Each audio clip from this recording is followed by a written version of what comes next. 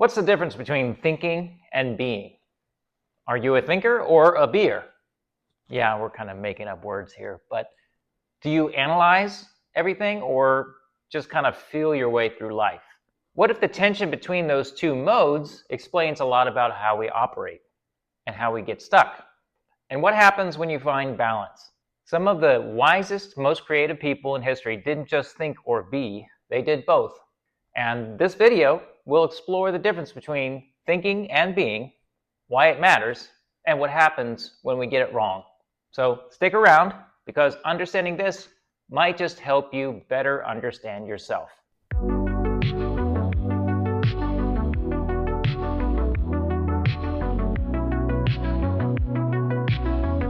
Welcome back to Thinking and Being. If you like what you see today, please go ahead and like and subscribe, as this will enable you to see more content just like this. And of course, I'm going to be here for the next 50 years, so you got to put up with me. You might as well just hit the like and subscribe buttons. Real quick, I usually do a thing about what's new in the studio, so I'm trying to get a hold on the sound reverberation in my place. I've got hard walls, hard windows, hard ceiling, hard floors, and the sound just goes blah, blah, blah, blah, blah, all over the place, trying to combat the fact that I'm in the world's most echoey place right now. And so I got some new sound absorbing panels. So if you hear me talking like this, I mean, maybe that sounds better. Should I just hold it like this and talk to you like that? Maybe that would be better. But anyway, I put them up. You can't see them. They're on the wall that I face primarily here. So when the sound bounces off, it's not going to be so echoey. I might get more, but these come in a pack of 12. I'm going to leave a link in the description below so you can check these out yourself. But I'm going to try these, and hopefully the sound gets better. And if not, maybe I'll just be buying more and coat my whole place with these silly panels. Today I want to talk about thinking and being, and how many of us can get caught in the thinking trap and not balancing it enough with actually being, and maybe provide some ways to balance each and show how they can best work together. This has been on my mind because it's the core of this very YouTube channel. When I started this channel, I went through many name possibilities. Most were clever, some were quirky, some were quite forgettable. I thought about things like Diary of a Distracted Daydreamer, a number of things using alliteration, but something kept pulling me back into this tension that I felt in most of my life, which was between analyzing the world and then just kind of living in it. And that's how Thinking and Being was born. It wasn't just a name, it was kind of a compass, a reminder that the real journey isn't picking one or the other, it's learning how to do both, and do both well, and also knowing when to switch between them. So I wanted videos that talked about and analyzed the experience of life. Live your life, analyze it. Have an experience, think about it. Reflect on that. And everyone experiences life differently, and I hope this channel can start many different conversations about the way we experience life and look back on things as well. Additionally, the pandemic helped me understand the importance of both, which this channel will focus on. So the first main idea I want to talk about is what is thinking and what is being. Some of the traits of each mode are: thinking makes you think of words like focus, problem solving, logic, structure, analysis, control, planning, while being makes you think of words like presence, observation, feeling, flow, awareness, surrender, and silence. And so these are not opposites, they're just different lenses, and we really need both to look at different things. Gee, Ray, what do you want to do tonight? The same thing we do every night, Pinky. Try to take over the world. When you map that on top of the scientific method is really just a proven method of understanding things in the world. And it's a legitimate way to process information and process discoveries that we make here in this world. If you go step by step on the scientific method, you see that you kind of go back and forth between thinking and being. With observation, the first step, you notice something interesting in the world. That's you when you're being. You have direct experience and sensory awareness. And then you have a question. Why does this happen? And so you're thinking. That tends to be curiosity driven. And that's when reasoning happens. Then you have a hypothesis. Well, I think it might be because of this. That's more thinking. That's logical inference and also predictive framing. Then there's experimentation. So you want to test your hypothesis. And so now you're back in the realm of being. You're engaging with reality, active participation, or running some kind of experiment using physical laws and that sort of thing.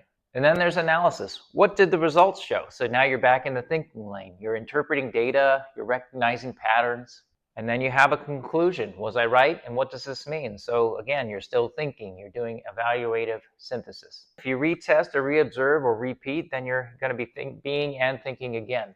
So in that sense, the cyclical balance resumes. But this shows that when we think about things in the world, such as through a lens like the scientific method, we do switch between thinking and being, and a balance of each is important. So let's just focus for a little bit on thinking. What is thinking? Thinking is logical, structured, analytical, and it's how we process the world through facts, comparisons, and predictions. It's the language of science, systems, planning, strategy, engineering. There are many historical examples, but one that comes to mind is René Descartes, who famously said, "I think, therefore I am." Descartes sought to establish a foundation of knowledge based on certainty, starting with a radical doubt of everything he could possibly doubt. Through this process of doubting, Descartes realized that even if he doubted everything else, the very fact of doubting proved his own existence as a thinking being. Through this process of doubting, Descartes realized that even if he doubted everything else, the very act of doubting proved his own existence as a thinking being. So where does thinking excel? It excels when it comes to solving technical problems, making plans, building systems, measuring outcomes. It brings clarity and direction when things are complex. And it builds things like architectures, codes, strategies, and even like spacecraft. Some people that were really good at thinking in history are people like Alan Turing. He was a logician and a mathematician who cracked the Enigma code and laid the groundwork for computing. Marie Curie was a pioneering physicist who applied rigorous thought to discover radioactivity and went on to win 2 Nobel Prizes. Stephen Hawking was a theoretical physicist who explored black holes and time itself through relentless analytical reasoning. So these thinkers shaped the world by breaking it down, understanding its rules, and building something new. So let's switch over to being. What is being? Being is presence, awareness, experience. Being is about observing without needing to solve or explain. It's the space where intuition, creativity, emotion, and stillness live. A historical example could be Thich Nhat Hanh, who was a Buddhist thought leader, and he was a master of presence and flow. Let's talk about the word being itself, not just the verb, but the noun. What does it mean to be a being? We're called human beings, not human doings, not human thinkers. A being isn't defined by what it produces. It's defined by its existence, its presence, and its capacity to be aware. In other words, consciousness. To be a being is to exist in relationship with the world, with others, and with yourself. The name alone reminds us you don't have to earn your existence, you just have to show up for it. So where does being excel?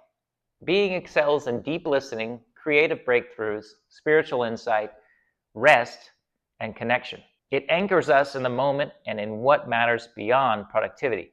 Artists, poets, mystics, monks are all people who feel more than they calculate. Some people who excelled at being include the person I mentioned before, Thich Nhat Hanh, who was a Zen master and peace activist who taught mindfulness, presence, and interbeing. Another example could be Bob Marley, who embodied music, flow, and spiritual rhythm, and his presence was his message. Another example could be Jiddu Krishnamurti, who was a philosopher who rejected systems and focused on deep awareness of consciousness and truth beyond thought. These people weren't trying to solve life. They were trying to live it fully and consciously. So putting the two back together, who were some people that mastered both? Leonardo da Vinci, he was an artist and an engineer. Albert Einstein said, "The intuitive mind is a sacred gift, and the rational mind its servant." Maya Angelou was a poet, an activist, philosopher, and essentially a dynamic spirit in motion. These people weren't just smart, they were awake. One of the things I do in my videos is I promote other people's products that I think you might like. And of course, I'm not getting paid, but it's good karma. You might actually really like it. And it's good practice for when this channel becomes monetized, which of course is going to happen tomorrow. The product I want to promote in today's video is Darn Tough socks. I have a ton of these. I probably have about 20 to 25 pairs of these. These socks are a little more on the pricey side, but the nice thing about these is if they wear out, you can send them back and they will replace them for you for free. And so that makes these guaranteed for life. And so I've been using them for the past roughly 10 years. These particular ones are brand new and they feel great. The magical thing about these socks is they make your feet warm when it's cold and they make your feet cool when it's hot. And that's because it's 100% wool. They also have different cushion levels for different purposes and also different lengths. So this would be like a boot cut. Of course, we all know what the proper sock length size is by generation. These also come in many different colors and styles. And you know, the reason I really like Darn Tough socks is it's the little things that make life amazing. And when you put on high quality socks in the morning, that makes such a difference for the whole day. It just sets the tone for the whole day. Brand new socks.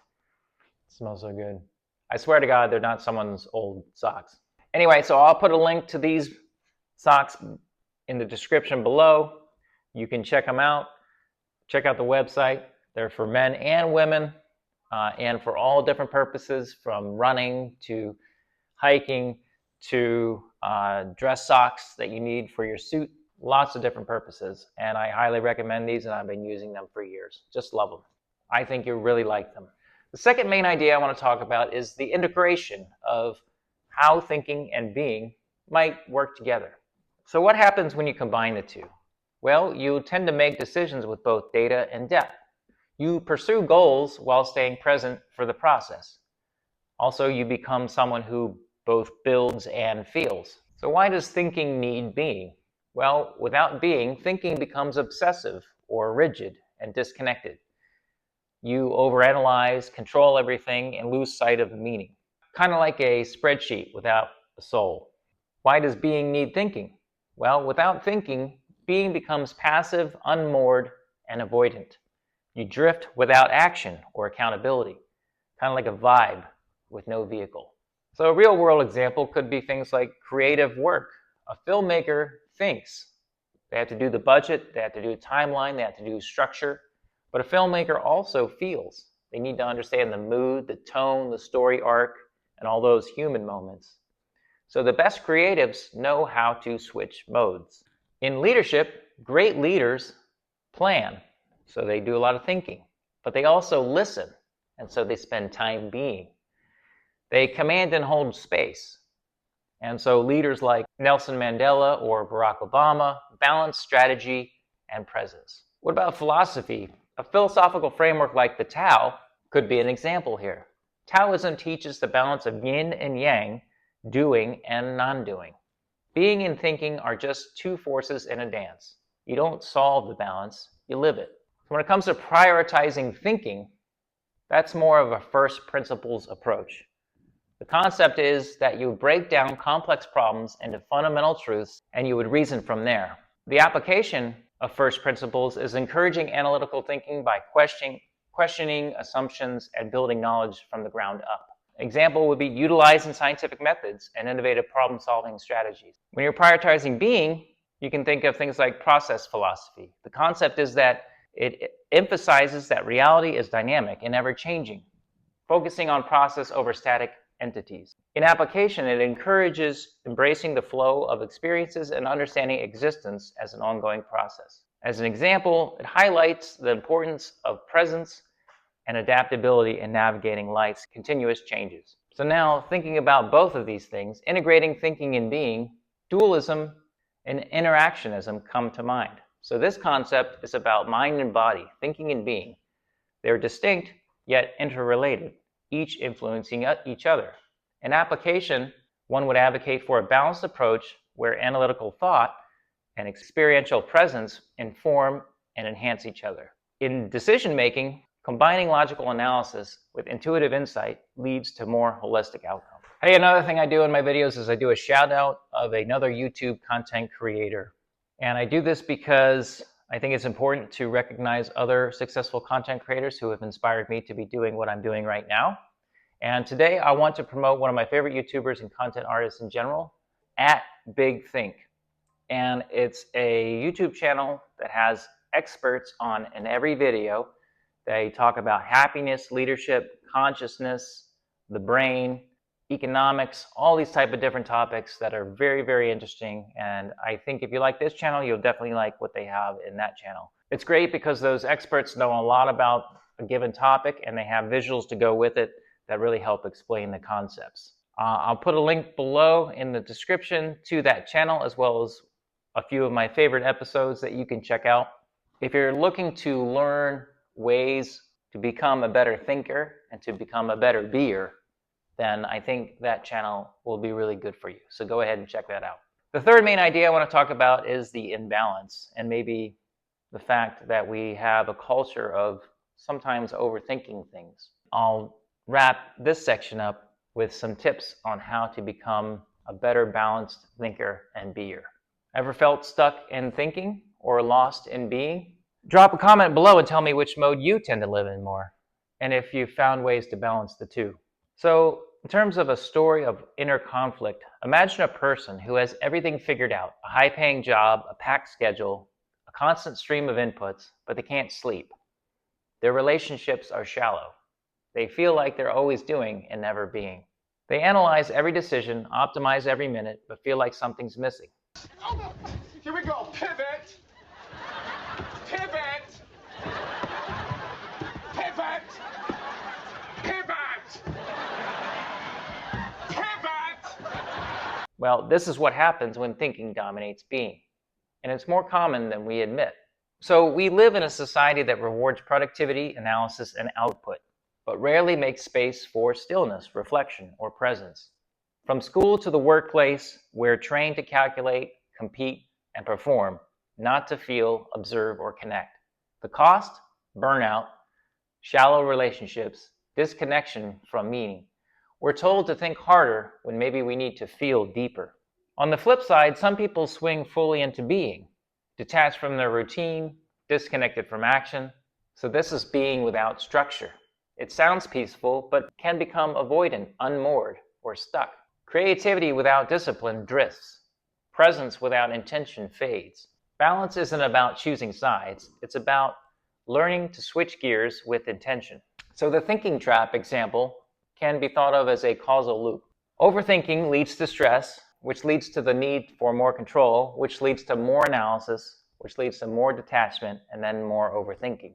It's a reinforcing loop that looks like productivity but drains your life force. So what are some tips for rebalancing thinking and being? To be a thinking being. First, create intentional being zones in your day. Silence, nature, journaling, breath work. Make time to be. Also, use thinking as a tool, not as a tyrant. Plan, analyze, but don't obsess. When you have big decisions, anchor those big decisions in both. Feel it and frame it logically. Also, practice awareness without reaction. Not every thought requires action. And then also switch modes consciously. Ask, am I overthinking? Or also ask, am I avoiding action? So thinking in terms of a beneficial loop and a way to integrate thinking and being in a cycle, you can practice being, having presence, stillness, observation, which leads to clearer thinking, less noise, and more insight, which can lead to more intentional action, not reactive, but aligned, which leads to deeper awareness of self and the world, which in turn reinforces the habit of being because it feels grounded and right. So being improves thinking. Thinking shapes action. Action deepens awareness, and awareness brings you back to being. Over time, this cycle builds wisdom, emotional intelligence, creativity, and self-trust. It's a loop that doesn't just solve problems, it transforms how you experience life. Thanks for watching today. My key takeaways are: existing and experiencing is just as important as thinking and reflecting. Do both often to enhance your life and to guide your decision making. Also, this channel will cover a bit of both, so stay tuned. Do good. Don't you mean do well? No, I mean do good. If you like what you saw today, please like and subscribe, as it keeps me motivated to keep content like this coming. Also, comment below if you'd like to see something talked about on this channel. It's my goal to make this content entertaining and funny, enlightening and educational, as well as maybe a little bit nostalgic. Stay tuned, as we will talk about topics ranging from consciousness to philosophy to physics, much like the Big Think channel, as well as the interaction in between that affect your ability to think and to be. The upcoming videos include things like why time moves faster as you get older, so look forward to that one soon. But in the meantime, keep thinking and being, and do not go gentle into that good night.